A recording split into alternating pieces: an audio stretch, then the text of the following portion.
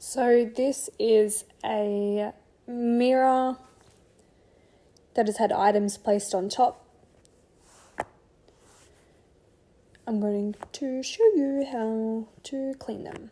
All we have is a wet microfibre cloth with water only. I'm just agitating the surface.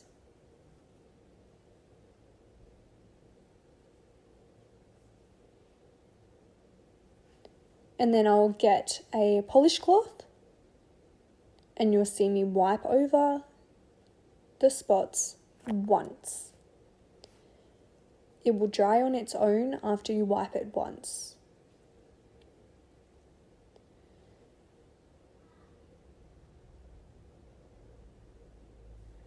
Let's have a look.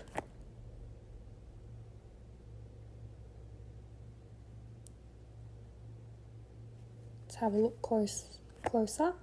Now you see there's some little scratches, but all the dust and the dirt is removed. And that is how simple it can be.